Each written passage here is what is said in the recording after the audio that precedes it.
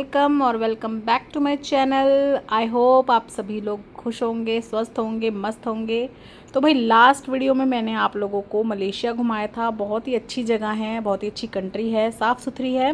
तो भाई मलेशिया में हमारा टूर तो हो गया है कंप्लीट। आज लास्ट डे था और सुबह जल्दी ही हम लोग रेडी होके नीचे आ गए हैं क्योंकि हमारी कैब आने वाली है एयरपोर्ट जाने के लिए। यहाँ से हमें लेनी है नेक्स्ट फ़्लाइट जो हमें लेके जाएगी सिंगापुर।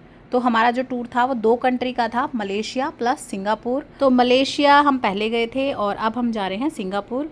और मलेशिया सिंगापुर आपस में पास पास ही अड़ोसी पड़ोसी हैं। तो मैंने आपको दिखाया था मलेशिया में मैंने ये बैग देखे थे जो मुझे लेने थे, पर एक दिन पहले जिस दिन मैंने देखे थे उस दिन लेट हो गया था, स्टोर बंद हो गया था और नेक्स्ट डे हम लोगों के पास टाइम ही नहीं बचा कि हम यहाँ जाते। और जिस दिन सुबह हम आ रहे थे उस दिन जब हम आए तब तक कोई मार्केट ही नहीं खुली थी। पर्स बैग तो मुझे लेना था।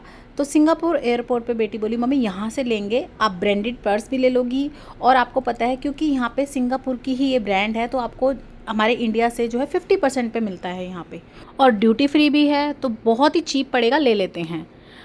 जो मलेशिया की करेंसी है वो रिंगिट चलती है वहाँ पे, और यूँ लगा लीजिए मतलब हमारे 20 रुपये मलेशिया में जाके 1 रुपया हो जाता है। और सिंगापुर में तो हमारे 66 रुपये 66 रुपीज़ जाके 1 रुपया होता है।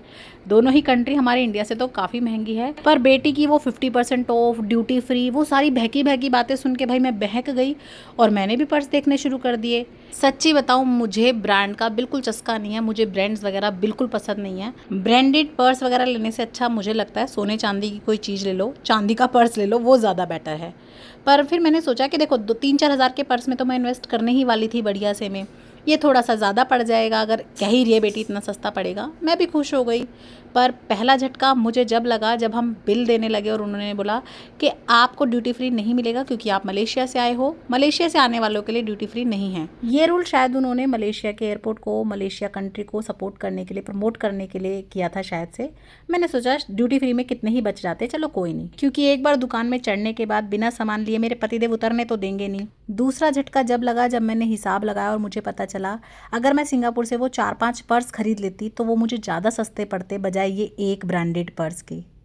फिर हम लोगों ने एयरपोर्ट घूमा जो कि वर्ल्ड का सबसे ब्यूटीफुल एयरपोर्ट है भाई, बहुत ही सुंदर है, अपने आप में एक अट्रैक्शन है, अपने आप में एक जगह है, आप घूम सकते हो, एक्टिविटी कर सकते हो। पर क्योंकि हमारी कैब हमें लेने आने वाली थी होटल के लिए और हम पे ज़्यादा टाइम नहीं था, सिर्फ 1 घंटा था, तो हमने सिर्फ जो है ना देखी चीज़ें, एक्टिविटी वहाँ कुछ नहीं करी। और 1 घंटा हमारा कब पास हुआ पता ही नहीं चला, हमारी गाड़ी आ गई और फिर हम लोग चल दिए थे अपने होटल के लिए। और यहाँ पे हम पहुँच रहे हैं अपने सिंगापुर के होटल में। और यहाँ पे ना बहुत छोटे छोटे से होटल है, मतलब ऐसा लग रहा था जैसे सामान अच्छा तो अरेंज किया हुआ था लेकिन बहुत छोटा। यहाँ के बाथरूम का भी स्पेस बहुत छोटा था। और सबसे वाहियात और गंदी चीज़ बताऊँ क्या थी, यहाँ पे जेट स्प्रे ही नहीं था, सिर्फ पेपर यूज़ करो, जो कि भाई बहुत डिफ़िकल्ट था। हम इंडियंस के लिए तो भाई बहुत डिफ़िकल्ट होता है। बच्चे तो फटाफट चले गए थे नीचे पूल में, वो लोग कर रहे थे पूल एंजॉय, पर धूप इतनी थी मेरा मन नहीं था, तो मैंने सोचा पहले अपना सामान वामान देख लेती हूँ, क्योंकि वहाँ से सुबह सुबह पैकिंग करी थी, ऐसी सब कुछ भर दिया था। तो मैं भी नहा ली थी, सब लोग नीचे से आ गए थे और हस्बैंड लेके आए थे पिज़्ज़ा। जैसा कि मैंने आपको बताया बाहर कहीं आते हो तो भाई खाने के ऑप्शन बहुत कम होते हैं वेजिटेरियंस के लिए, तो बस ये ब्रेड, बटर, पिज़्ज़ा और फ्रूट्स वगैरह पे ही थोड़ा सा रहना पड़ता है। ऐसा नहीं है कि बिल्कुल आपको यहाँ पे वेज ऑप्शन नहीं मिलते या खाना नहीं मिलता, मिलता है, लेकिन वो खाना भी ना पता नहीं कौन से ऑयल में बना होता है, अलग सी स्मेल आ रही होती है, तो वो फिर वैसे ही खाने का मन नहीं करता, तो बहुत सोच समझ के खाना पड़ता है। तो खा पी के फिर हम आ गए थे थोड़ा घूमने के लिए, वॉक करने के लिए। और आप देख सकते हैं सड़कें, जगह कितनी नीट क्लीन है, बहुत ही बढ़िया। देख सकते हैं आप, पॉल्यूशन बिल्कुल भी नहीं दिख रहा है। हैरानी की बात यह है कि ये जो सिंगापुर है वो हमारे दिल्ली से भी छोटी जगह है, ये पूरी कंट्री हमारे दिल्ली से भी छोटी जगह है। ये देश हमारे देश आज़ाद होने के काफ़ी सालों बाद आज़ाद हुआ है, अपना इस देश पे कुछ भी नहीं है, ये सब कुछ बाहर से इंपोर्ट करते हैं दूसरी कंट्री से। इवन इनका जो खाना पीना है वो भी मलेशिया पड़ोसी देश से लेते हैं, खेती बाड़ी कुछ नहीं है यहाँ पे, एक छोटा सा आइलैंड है, लेकिन इन लोगों ने इतनी तरक्की कर ली है। आप खुद देखिए इनका जो डॉलर है वो 66 रुपीज़ पे पहुँच चुका है, सिर्फ और सिर्फ एजुकेशन के बेस पे। यहाँ के एजुकेशन सिस्टम, यहाँ का जो एआई वगैरह है वो इतना बढ़िया है, इतना फैंटास्टिक है, रूल्स यहाँ के इतने अच्छे हैं और सब फॉलो करते हैं। मतलब हम साइड से निकल के जा रहे थे तो नॉर्मल जो वहाँ का लोकल बंदा था उसने भी बोल दिया नहीं नहीं यहाँ से नहीं, इधर से जाओ, रूल्स ब्रेक मत करो। मतलब ऐसा नहीं पुलिस वाला ही आके डांटेगा। 70% तो यहाँ पे चाइनीज़ है और हमारे जो साउथ के इंडियंस हैं ना वो भी यहाँ बहुत हैं। मलेशिया में भी काफ़ी थे। काफ़ी वैसे अच्छी कंट्री है, लोग हेल्पफुल हैं। और ये हम आए थे देखने गार्डन बाय द बे, बहुत अच्छा है और बहुत ही सुंदर जगह है। लाइटिंग शो होता है यहाँ जो कि फ्री है। हालांकि यहाँ आने और जाने में हमारी टैक्सी का जो किराया है वो 3400 रुपये लग गया था। यहाँ पे टैक्सी बहुत ज़्यादा एक्सपेंसिव है, बहुत महंगी है।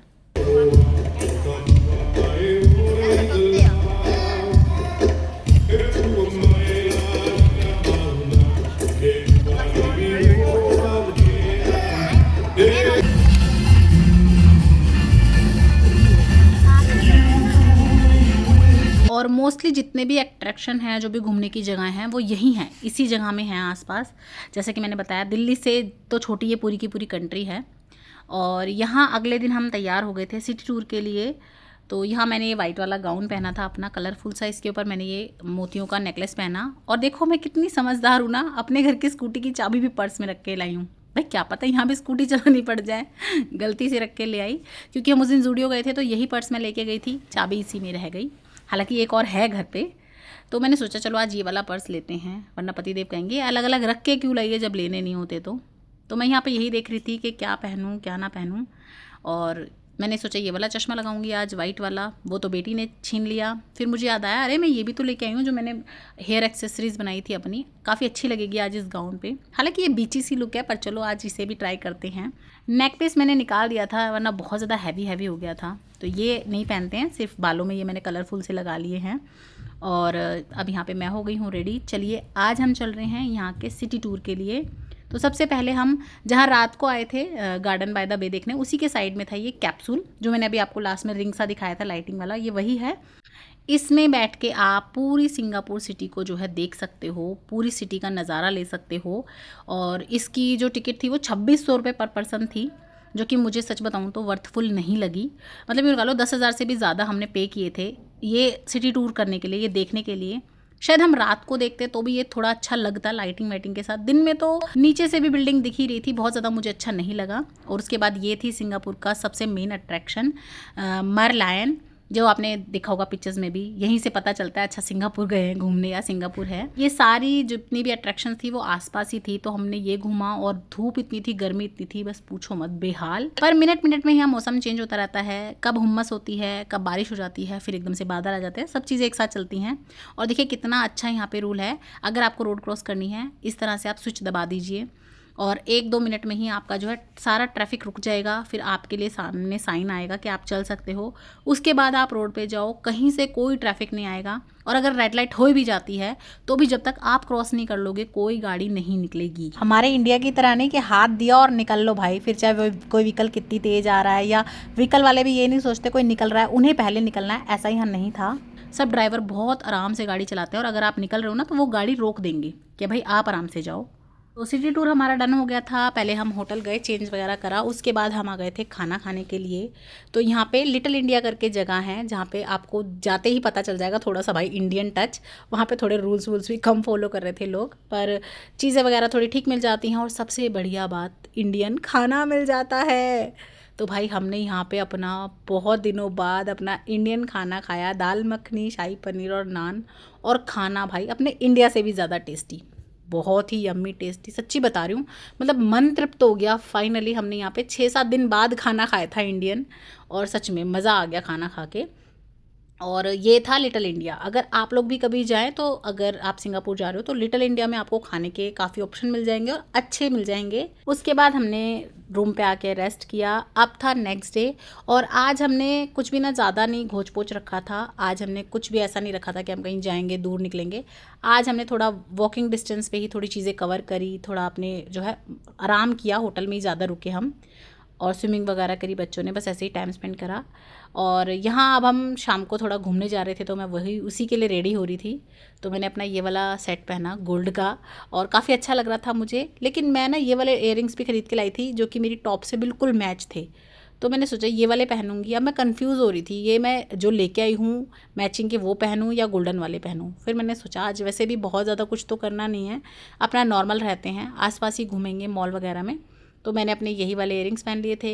गले में मैं सोची थी एक बार ये पहन लूँ, फिर मैंने सोचा गर्मी का सा माहौल है, क्यों दुखी हो रही है भाई, नॉर्मल रह क्यों इतना ज़्यादा ताम ताम करना है। तो बस पर्स लिया, हम लोग रेडी हो गए थे, थोड़ा घूम ही आएंगे और खाना वगैरह खा के आना था। तो बस आज ज़्यादा कुछ हमने ज़्यादा घूमा घामी नहीं करी, थोड़ा रेस्ट ज़्यादा करा। काफ़ी दिन से बैक टू बैक बहुत घूमा घामी हो रही थी।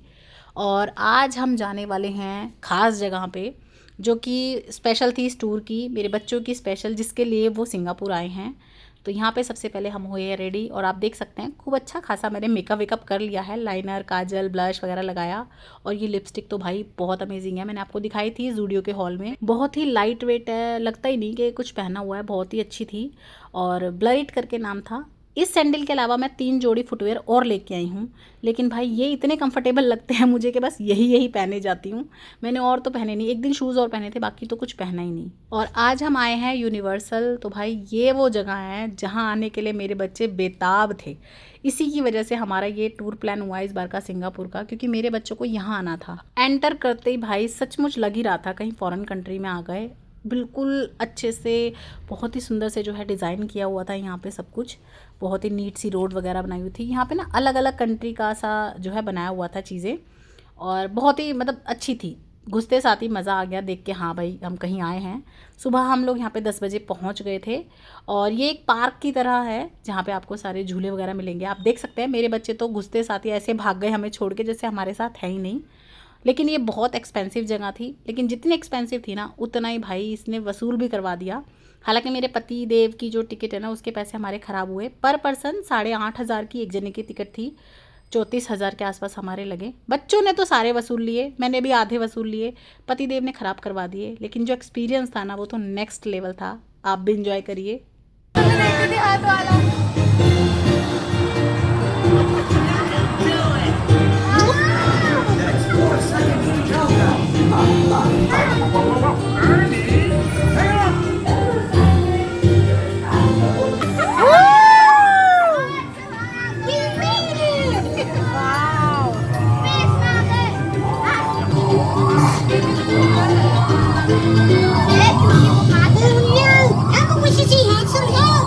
Humans, this tiny dust ball you call a planet now belongs to me. यहाँ पे आपको एक बार टिकट ले लेनी है, उसके बाद ये अलग अलग कंट्री की अलग अलग थीम बनाई हुई थी। जैसे ये इजिप्ट का था, और सब में अंदर जाके राइड थी। आप देख सकते हैं मैं सुबह मेकअप करके आई थी, और राइड कर करके मुंह धो धो के भाई सब कुछ धुल चुका था, बस एक मैंने लिप ग्लॉस लगाया। और राइड इतनी खतरनाक थी ना भाई, सच बताऊँ ना, पसीने छुड़ाने वाली। और सिर्फ टिकट थी आपकी, आप कहीं भी झूल सकते हो, शो देख सकते हो, कार्टून शो थे और भी काफ़ी अच्छी अलग अलग तरह के शो थे। लेकिन खाना पीना इधर आपको खुद लेना पड़ेगा। इसीलिए भाई हम तो अपना लेकर आए थे घर से ही, जो मैं चिप्स वगैरह और भेलपूरी वगैरह लाई थी, सैंडविच वैंडविच हमने वहीं से ले लिए थे, कुछ चीज़ें कुछ मैं घर से लेके आई थी। और ये एक जगह थी जहाँ पे ये जो मतलब इफ़ेक्ट्स डालते हैं ना मूवीज़ वगैरह में, कि आपकी जो बोट पानी में चली गई, आग लग गई, तो उसकी जो है ना पूरा सेट बनाया हुआ था, वो दिखा रहे थे। अच्छा था देखने में, काफ़ी अमेजिंग लग रहा था, रियल लग रहा था। और इस तरह के काफ़ी सारे शो हो रहे थे, बच्चों के भी, मिनियंस के और ये रोबोट वगैरह जो भी होते हैं। मतलब आप सुबह 10 बजे उसमें घुसोगे, शाम के 7 बजे तक आप वहाँ रहोगे, पूरा दिन बस झूले झूलो झूले झूलो, इस तरह के शोज़ देखो। और सबसे ख़तरनाक राइड भाई ये वाली थी, चीख निकल रही थी सच में, इतना ऊंचा, मतलब आँख नहीं खोल पाओगे आप, मतलब सीधा ऊपर से घटाक देसी सीधा नीचे गिर रहा था झूला। मैंने भी किया 2-3 बारी, पर मेरे बच्चों ने तो करा कम से कम 20 बारी। एक बार तो पूरा घुमा देते हैं, उल्टा लटका देते हैं, सच में ऐसा लगता है वॉमिट हो जाएगी। और जिन्हें डर लगता है ना भाई वो तो कर ही नहीं सकते, अटैक भी आ जाएगा, इतनी हाई क्लास थी।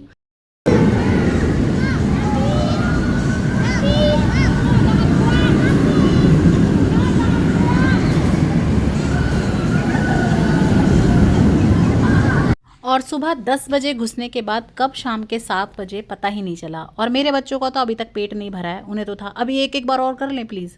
पर भाई बाहर कैब हमारा इंतज़ार कर रही है, और यहाँ का एक रूल और है, अगर आपकी कैब छूट जाती है तो भाई अपनी टैक्सी करके आप मैनेज करो। टैक्सी यहाँ पे इतनी एक्सपेंसिव है कि भाई क्या ही बताऊँ। अब यहाँ से हम जाएंगे पहले अपने होटल और वहाँ के हमारे जितने भी लगेज वगैरह रखे हैं वो उठाएंगे। चेकआउट तो हम सुबह ही कर चुके हैं क्योंकि आज हमारा लास्ट डे था यहाँ पे। तो सुबह होटल से चेकआउट करके लगेज वहीं रख दो, उसके बाद यूनिवर्सल आओ, यहाँ पे एंजॉय करो, फिर होटल से बस लगेज उठाना है और एयरपोर्ट जाओ। मोस्टली सब लोग ऐसे ही करते हैं, लास्ट डे पे ही एंजॉय करते हैं। एयरपोर्ट हम आ गए थे। जब आप कहीं भी एयरपोर्ट जाते हो ना तो आपको इमिग्रेशन के लिए आधा 1 घंटा तो मिनिमम लगता ही लगता है, पर भाई सिंगापुर में आपको कुल मिला के यहाँ मुझे सिर्फ 3 मिनट लगे। खुद ही अपना स्कैन करो, पहले पासपोर्ट, फिंगरप्रिंट्स, कोई आदमी नहीं था यहाँ पे।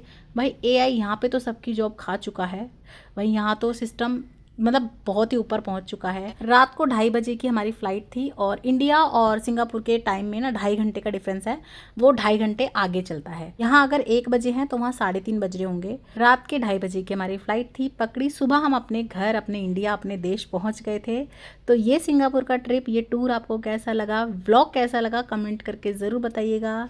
अच्छा लगा हो तो लाइक शेयर सब्सक्राइब कर दीजिएगा और घर आके सबसे पहले तसल्ली से पी अपनी इंडिया वाली देसी चाय। कौन कौन सबसे पहले घर आके चाय एंजॉय करता है बताना ज़रूर। फिर मिलूँगी, बाय बाय।